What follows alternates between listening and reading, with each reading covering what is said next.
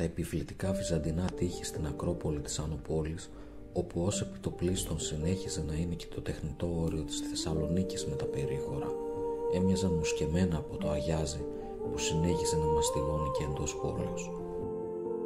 Το κυτρινισμένο γκαζόν γύρω από τα ερείπια είχε αποκτήσει μια παγωμένη όψη λόγω της πρωινής υγρασίας που δεν είχε προλάβει να υποχωρήσει.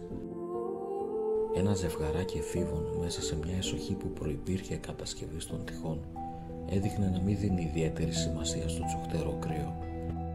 Οι λιγοστοί περίοικοι βάδιζαν με γοργό βήμα για τις ετοιμασίες της τελευταίας στιγμής, ντυμένοι στα καλά τους, σκεπασμένοι με χοντρά παλτά, γάντια και σκουφιά στο κεφάλι για να προστατευτούν από τον βαρδάρι.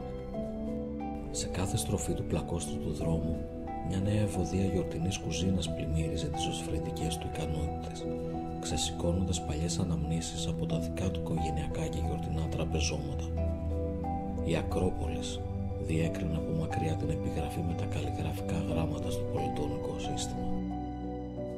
Το ζεστό και φιλόξενο περιβάλλον σου προξενούσε ένα άκρως οικογενειακό και φιλικό συναίσθημα. Η τύχη ήταν σκεπασμένη από παλιές ασπρόμαυρες φωτογραφίες με παραστάσεις της παλιάς πόλης, τραβηγμένες από τέτοια οπτική γωνία που αναδείκνυαν τα σημερινά αξιοθέατα στην ολοκληρωτική τους όψη, προτού αυτά βανδαλιστούν από τον χρόνο και την άναρχη ανοικοδόμηση της περιοχής.